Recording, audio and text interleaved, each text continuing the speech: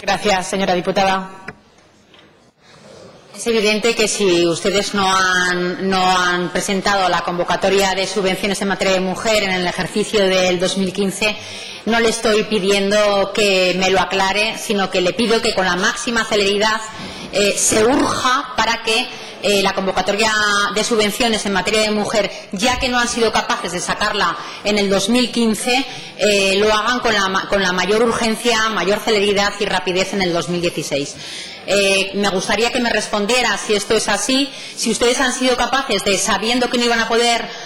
convocar esas ayudas en el año 2015, si de manera anticipada ustedes lo han hecho para el 2016, de tal manera que si ustedes lo han hecho de manera anticipada, en el plazo como máximo de un mes podrán estar ya publicadas en el Boletín Oficial de Aragón, porque usted sabe que la convocatoria de subvenciones llevan sus procedimientos administrativos, cuesta tiempo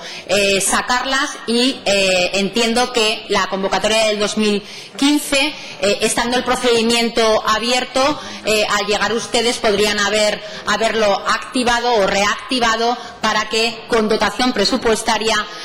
hubieran podido alcanzar las asociaciones los fines que perseguían este tipo de subvenciones y por lo tanto le exigimos como responsable de la materia de mujer que cumpla con lo establecido, que cumpla con lo que ayer votamos todos los grupos parlamentarios a favor de una comisión especial que hable sobre los recursos y que si hablamos de dotaciones presupuestarias se cumpla con lo que está en presupuestos y por lo tanto una convocatoria que trata problemas tan importantes como la igualdad de oportunidades entre hombres y mujeres, lo que es la igualdad efectiva, favorecer la inserción laboral de la mujer en el mercado de trabajo y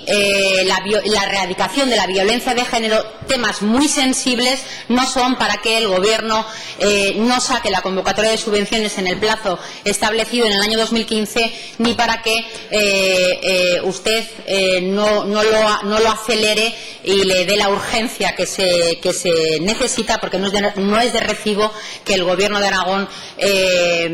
trate a las asociaciones y a los colectivos de mujeres que están tratando un tema tan sensible como es la erradicación de la violencia, lo trate de una manera normal y no de manera urgente como se debería tratar este tema. Gracias. Gracias, señora Llue. Señora consejera. Señora Llue,